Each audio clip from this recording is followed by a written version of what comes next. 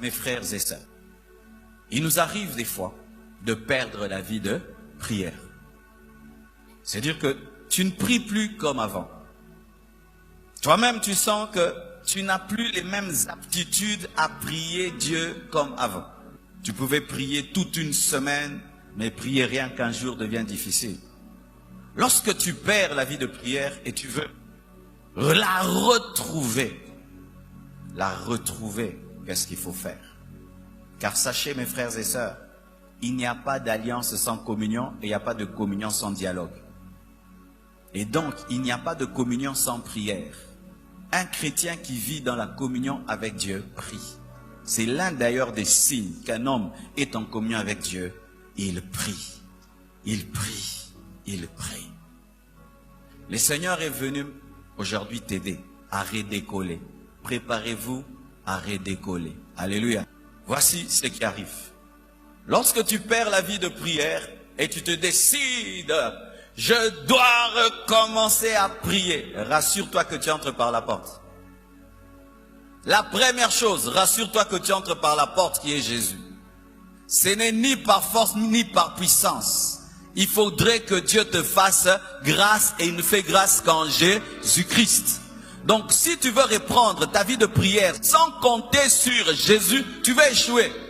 Tu vas échouer. C'est pourquoi tu échoues. Et tu échoues et tu échoues. Pourquoi? Parce que tu veux entrer là où se trouve l'arche, mais sans passer par la porte du parvis. Seigneur, je ne prie plus. J'ai perdu ma vie de prière, mais je viens au devant de toi au nom de Jésus, restaure-moi.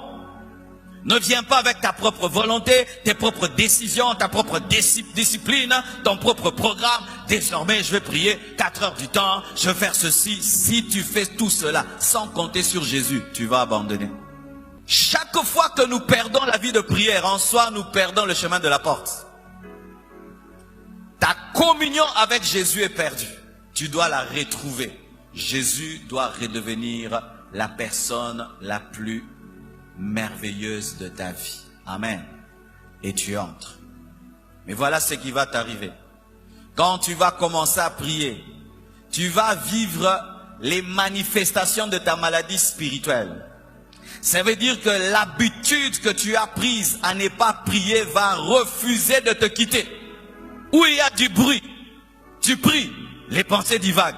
Tu pries, ça divague. Tu as du mal à rester sur une requête. Tu ne ressens même pas la présence de Dieu. Tu ne ressens même pas la gloire de Dieu.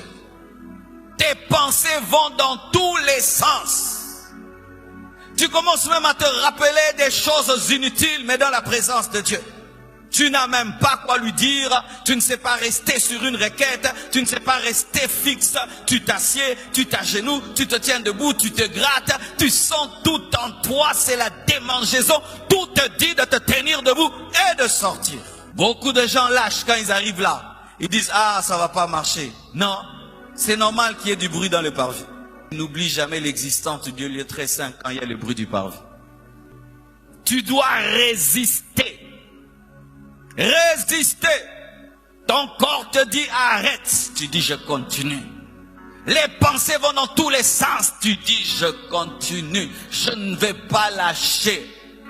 Et voici une chose qu'il faut faire. Éteignez vos téléphones.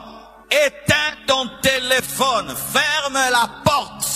Chasse tout ce qui peut te distraire. Car si tu ne le fais pas, tu vas commencer la prière au parvis. Tu la finiras au parvis. C'est-à-dire tu feras une prière dans laquelle tes pensées n'étaient pas fixes, tu n'avais aucune joie, aucun plaisir dans cette prière. C'était lutte et forcing et forcing et forcing. Et quand tu finis la prière qu'à ce niveau-là, tu en sors insatisfait. Vous voyez l'homme, il est fait de corps, d'âme et d'esprit. Lorsque tu pries au niveau du parvis, c'est une prière où tu sens ton corps. Tu pries mais tu n'as pas conscience du Saint-Esprit. Tu sens plus la fatigue de ton corps, que tu as faim si tu jeûnes, tu as sommeil, tu sens des trucs. Là, c'est ton corps, le parvis. Et voici ce qu'il faut faire pour vaincre quand tu as ce niveau-là. Tu dois aller au niveau de la cuve des reins. Si tu vas vers la cuve de rein, tu vas oublier toutes les femmes qu'il y a dans le parvis, les allers-retours des lévites, des sacrificateurs, les animaux qui font du bruit. Tu vas te laver. Voici, lorsque tu es distrait et que tu veux reprendre ta vie de prière, purifie-toi. Demande à Dieu pardon pour tous tes péchés. Concentre-toi sur ta vie et sur toi et Dieu. Regarde-toi dans le miroir. Amen. Hein? Mire-toi devant la parole de Dieu pendant que tu pries. Vois-toi devant Dieu. Qu'est-ce que Dieu me reproche? Oh Seigneur, pardonne-moi. Eux, ils étaient lavés par l'eau, mais nous sommes lavés par le sang de Jésus. Amen. Seigneur, pardonne-moi. Efface mes péchés, parce que la culpabilité empêche d'être concentré. Amen. Et sentir que Dieu peut te reprocher des choses t'empêche d'être concentré. Et tu demandes à Dieu pardon pour tous tes péchés. Et tu te mets en ordre avec Dieu. Ensuite, tu te concentres sur l'œuvre de la croix, car l'autel des sacrifices représente Golgotha. Tu commences à dire à Dieu merci pour l'œuvre de la croix, pour le sang de Jésus qui a coulé pour toi, pour la rédemption, pour la justification, pour la rémission de tes péchés, pour le tombeau qui est vide, pour tout ce que Christ a fait pour toi. Et plus tu te concentres sur ce que Jésus-Christ a fait pour toi, tu commences à oublier tout ce qui se passe dans la maison, tout ce qui se passe, Tu oublies tes péchés, ton ancienne vie, et tu dis merci Jésus pour ton onction dans ma vie. C'est parce que tu es mort. Merci Jésus parce que tu as tout accompli. Tu as dépouillé les autorités, les dominations à la croix. Merci pour Golgotha. Tu es là. Et quand tu vas rester là, du coup, tu vas sentir, tu ne forces plus. Tu n'as plus de distraction. Parce qu'au niveau du lieu saint, il n'y a pas le bruit de l'extérieur. Et tout d'un coup, le chandelier, le Saint-Esprit commence à te guider. Tu as déjà vécu ça? Où tu commences la prière, c'est le forcing, et tu pries même en langue, mais langue en oranzoto, tu pries, et puis même la plupart de nos cultes commencent comme ça. Et ça, tu peux vivre ça dans ta chambre, toi-même dans ta chambre. Mais le problème de beaucoup de chrétiens, c'est quand vous luttez là, le corps vous tient, vous distrait. Vous dites, Amen. Non, continue jusqu'à percer.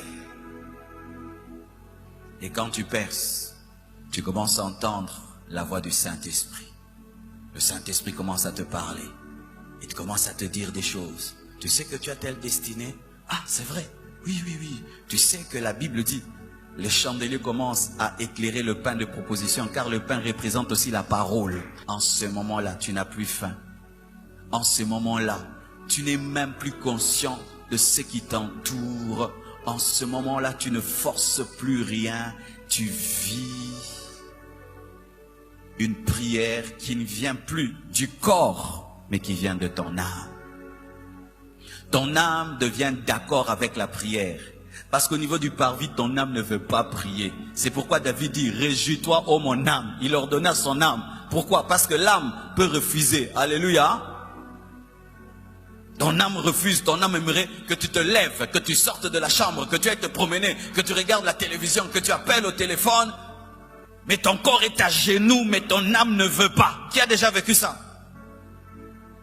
Mais si tu continues, tu perces spirituellement, ton âme maintenant est d'accord. Et là tu t'agenouilles. Tu pries, tu penses que tu n'as pas prié longtemps.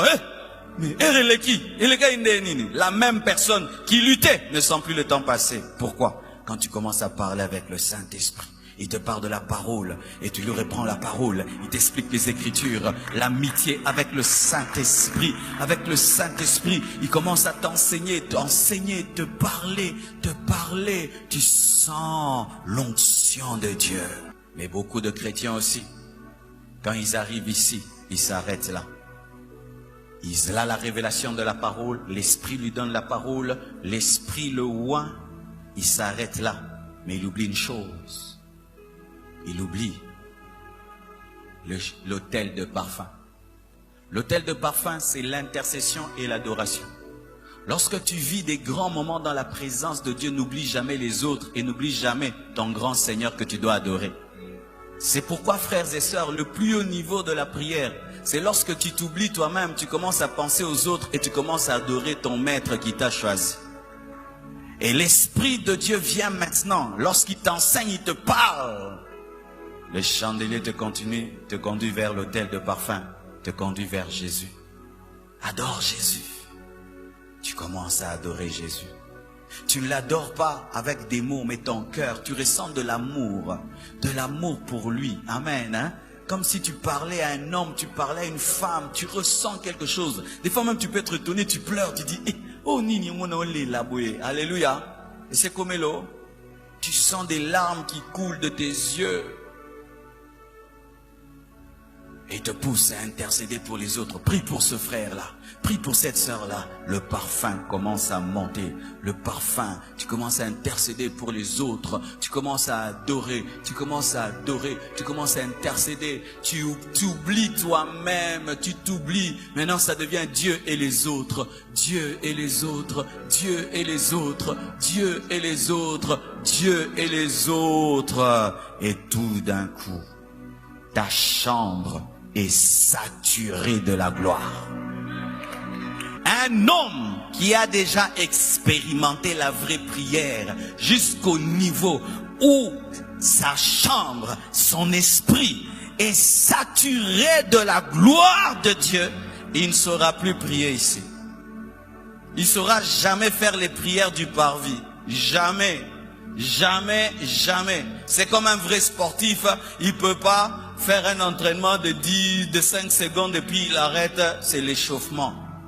Et un vrai homme qui a déjà connu l'intimité profonde avec Dieu, au point où tu oublies tout, il devient tout pour toi, tu ne sauras plus vivre une vie de prière, de distraction. Mais il y en a ici. Vous, quand vous priez, c'était là. Si tu ne pries que là, tu ne connaîtras jamais qui est Dieu. Tu connaîtras le bénéfice de la croix, que Dieu pardonne les péchés, les prières des bébés spirituels. Vous connaissez les bébés spirituels, c'est tous ceux qui savent faire quand ils prient. Dieu pardonne-moi, Seigneur pardonne-moi, Seigneur pardonne-moi, Jésus pardonne-moi, lave-moi pour les péchés d'hier, Seigneur pardonne-moi. Des prières de là. Oh Jésus, tu es mort pour moi à la croix. Seigneur, délivre-moi, bénis-moi. Le parvis.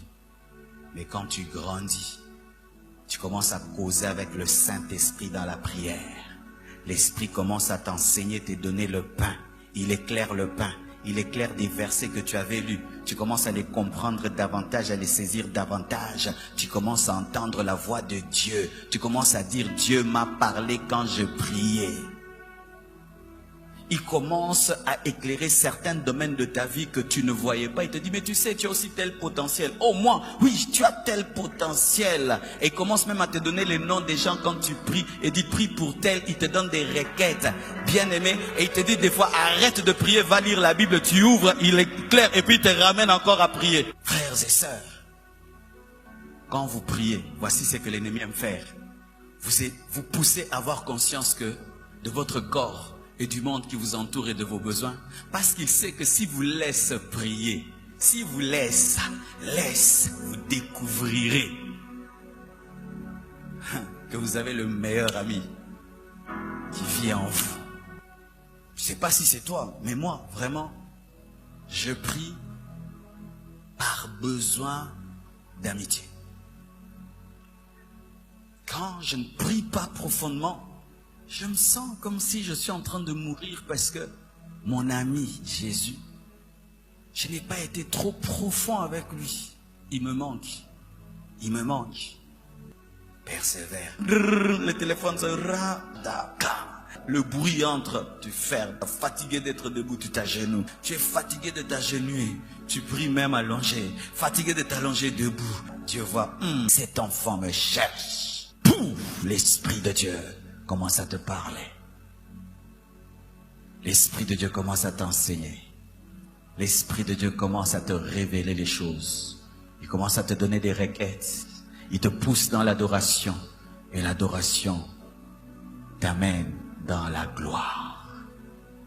Et la gloire, chaque fois qu'elle descend, transforme l'homme qui la vit. La gloire est venue sur Moïse, son visage a rayonné. Mais nous, ce n'est pas seulement le visage qui rayonne, toute notre vie rayonne. Car Jésus sur la montagne de la transfiguration, ce n'est pas seulement son visage qui a rayonné, tout en lui a rayonné. Tel il est, tel nous sommes. Est-ce que nous pouvons prier? Voici pour terminer. Soyez capturés par la gloire de Dieu. Une fois que tu arrives à prier jusqu'au point d'être saturé de lui, ne cherche qu'à faire que de telles prières. Et tant que tu n'es pas arrivé là, ne lâche jamais plus. Parce que comme tu l'as goûté, ton esprit n'oubliera jamais. Que Dieu vous bénisse abondamment. Merci beaucoup.